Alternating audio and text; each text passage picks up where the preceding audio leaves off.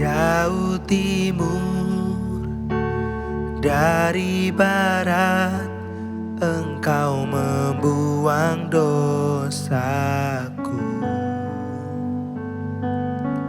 Tiada kau ingat lagi pelanggaranku.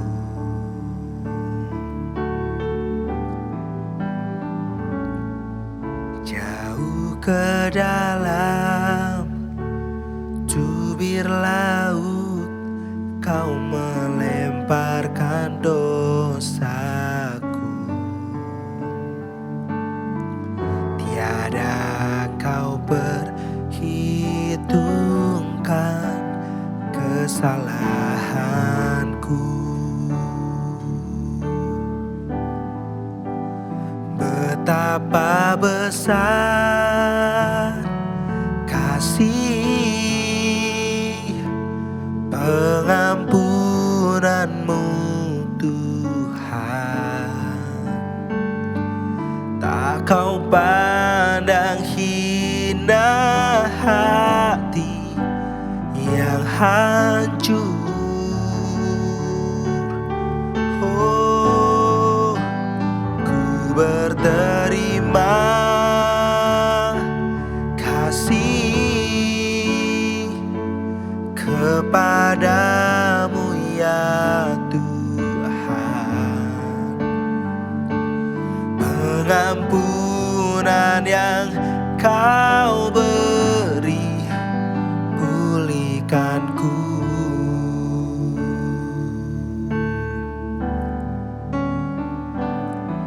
Sejauh timur dari barat, Engkau membuang dosaku. Tiada kau ingat lagi pelanggaranku.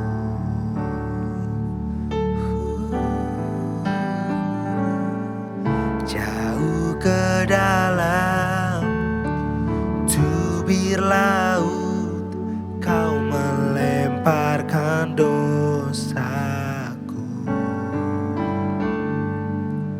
Tiada kau perhitungkan kesalahanku. Oh, betapa besar kasih pengampunanmu, Tuhan. Tak kau pandang hina hati yang hancur. Oh, ku berterima kasih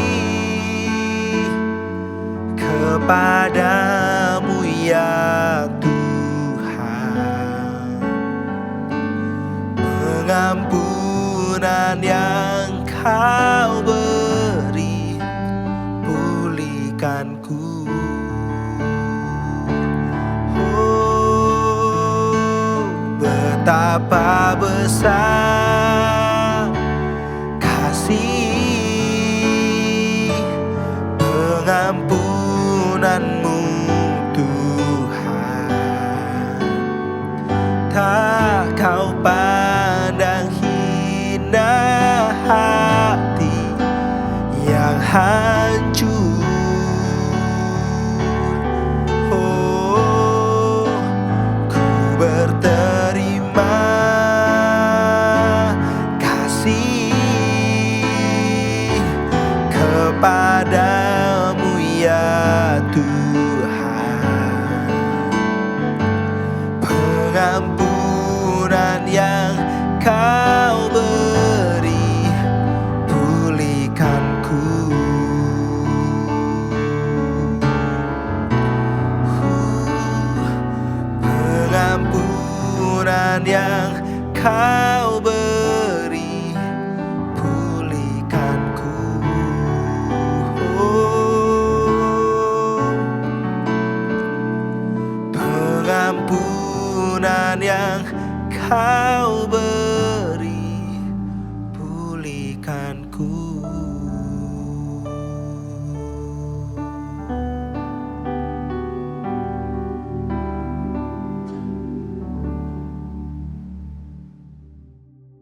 Shalom jemaat yang dikasihi Tuhan.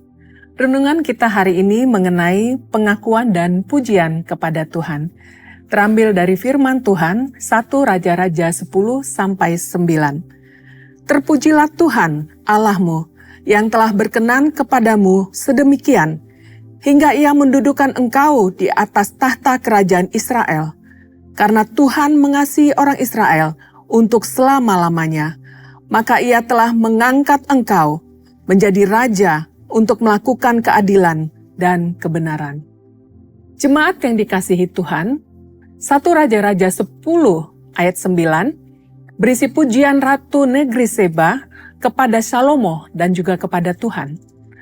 Setelah Ratu Seba mengunjungi Raja Salomo, semua yang dilihat membuatnya tercengang. Semua yang dilihat jauh melebihi apa yang didengar, baik tentang hikmat dan kemakmuran Salomo.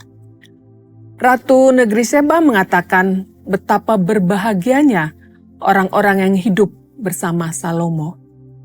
Tetapi yang jauh lebih penting adalah pengakuan Ratu dari Negeri Seba yang mengatakan, "Terpujilah Tuhan Allahmu." Bukan hanya kabar tentang kemasyuran Salomo yang telah dia dengar, tetapi juga nama besar Allah yang disembah oleh Salomo. Ratu Seba memuji dan mengakui kemahakuasaan Tuhan. Jemaat yang dikasihi Tuhan, kehebatan Tuhan seperti apakah yang dipuji dan diakui oleh Ratu Seba? Pertama, bahwa Tuhanlah yang menjadikan Salomo menjadi raja. Tuhan yang telah mengangkat serta menjadikan Salomo menjadi raja. Raja Salomo bukan anak sulung dari Raja Daud. Raja Salomo memiliki beberapa anak laki-laki. Oleh karena itu, terpilihnya Salomo menjadi raja merupakan campur tangan Tuhan yang menghendaki agar dia yang menjadi raja, bukan kakak-kakaknya.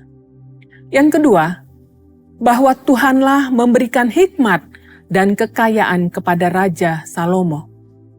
Ratu Seba mengakui bahwa Tuhanlah yang telah membuat Raja Salomo menjadi raja yang berhikmat dan makmur, sehingga pada masa pemerintahan Raja Salomo, Israel mengalami zaman keemasan. Raja membuat pemerintahan yang lebih efisien. Tidak sekedar makmur, tetapi kerajaan-kerajaan di sekitar Israel menyampaikan upeti sebagai tanda ketaklukan kepada Raja Salomo. Itu berarti Israel pada masa Salomo dihormati, juga ditakuti banyak bangsa. Allah memberikan hikmat dan pengetahuan yang luar biasa kepada Raja Salomo. Hikmat itulah yang membedakannya dari raja-raja yang ada pada masa itu, sehingga banyak orang yang datang untuk belajar darinya. Yang ketiga, bahwa Tuhan menyatakan kasih-Nya yang sangat besar kepada umat Israel.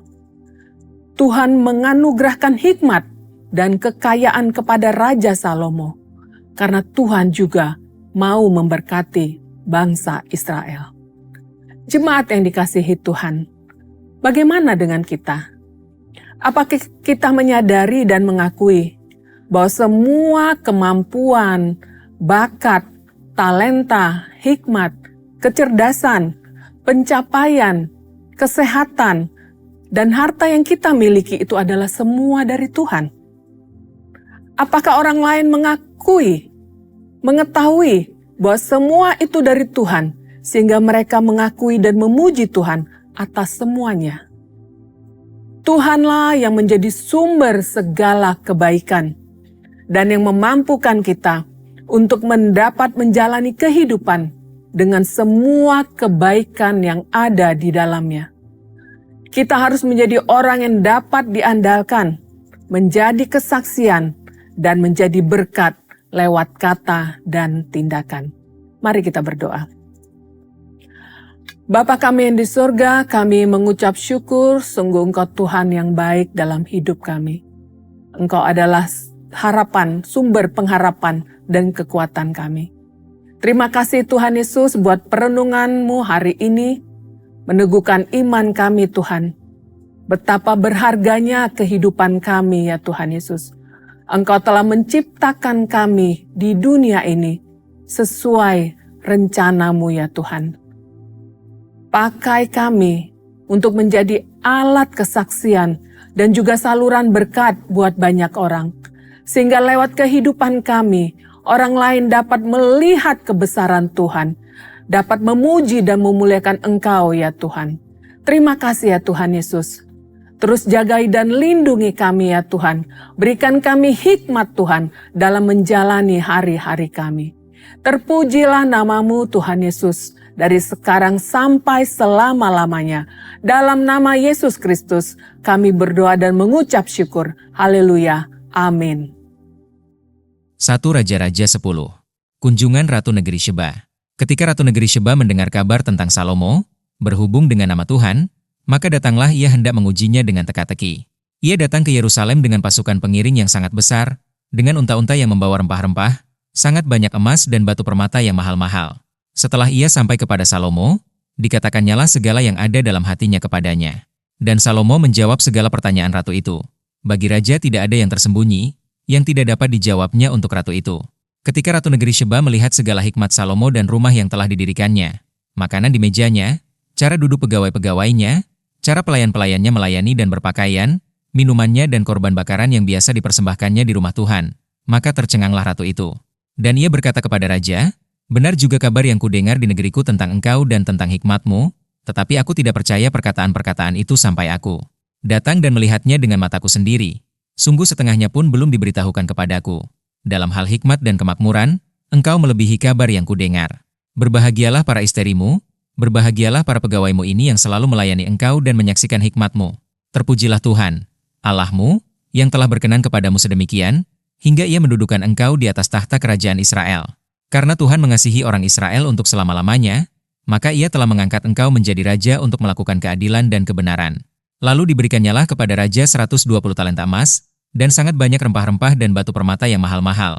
Tidak pernah datang lagi begitu banyak rempah-rempah seperti yang diberikan Ratu Negeri Sheba kepada Raja Salomo itu. Lagi pula kapal-kapal Hiram, yang mengangkut emas dari Ofir, membawa dari Ofir sangat banyak kayu cendana dan batu permata yang mahal-mahal.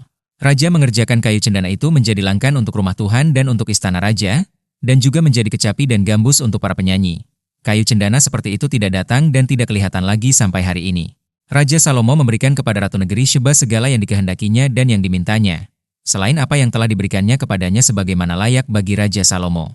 Lalu ratu itu berangkat pulang ke negerinya bersama-sama dengan pegawai-pegawainya. Penghasilan Salomo dan kekayaannya. Adapun emas, yang dibawa kepada Salomo dalam 1 tahun ialah seberat 666 talenta, belum terhitung yang didapat dari saudagar-saudagar dan dari pedagang-pedagang dan dari semua raja Arab dan bupati-bupati di negeri itu. Raja Salomo membuat 200 perisai besar dari emas tempaan, 600 shikal emas dipakainya untuk setiap perisai besar. Ia membuat juga 300 perisai kecil dari emas tempaan, 3 mina emas dipakainya untuk setiap perisai kecil. Lalu raja menaruh semuanya itu di dalam gedung hutan Libanon. Juga raja membuat tahta besar dari gading, yang disalutnya dengan emas tua. Tahta itu 6 tingkatnya. Pada tahta itu ada di sebelah belakang sebuah kepala bundar, dan pada kedua sisi tempat duduk ada kelek-kelek. Di samping kelek-kelek itu berdiri 2 singa, sedang 12 singa berdiri di atas ke-6 tingkat itu sebelah menyebelah. Belum pernah diperbuat yang demikian bagi sesuatu kerajaan. Segala perkakas minuman Raja Salomo dari emas dan segala barang di gedung hutan Libanon itu dari emas murni. Tidak ada barang perak, sebab orang menganggap perak tidak berharga pada zaman Salomo. Sebab di laut Raja mempunyai kapal-kapal Tarsis bergabung dengan kapal-kapal Hiram. Dan sekali 3 tahun kapal-kapal Tarsis itu datang membawa emas dan perak serta gading, juga kera dan burung merak. Raja Salomo melebihi semua raja di bumi dalam hal kekayaan dan hikmat. Seluruh bumi berikhtiar menghadap Salomo untuk menyaksikan hikmat yang telah ditaruh Allah di dalam hatinya. Mereka datang masing-masing membawa persembahannya, yakni barang-barang perak dan barang-barang emas, pakaian, senjata, rempah-rempah, kuda dan bagal, dan begitulah tahun demi tahun. Salomo mengumpulkan juga kereta dan orang berkuda, sehingga ia mempunyai 1.400 kereta dan 12.000 orang berkuda, yang semuanya ditempatkan dalam kota-kota kereta dan dekat raja di Yerusalem. Raja membuat banyaknya perak di Yerusalem sama seperti batu, dan banyaknya pohon kayu ara sama seperti pohon ara yang tumbuh di daerah bukit. Kuda untuk Salomo didatangkan dari Misraim dan dari Kewe. Saudagar-saudagar raja membelinya dari Kewe dengan harga pasar. Sebuah kereta yang didatangkan dari Misraim berharga sampai 600 shikal perak, dan seekor kuda sampai 150 shikal. Dan begitu juga melalui mereka dikeluarkan semuanya itu kepada semua raja orang Het dan kepada raja-raja Aram.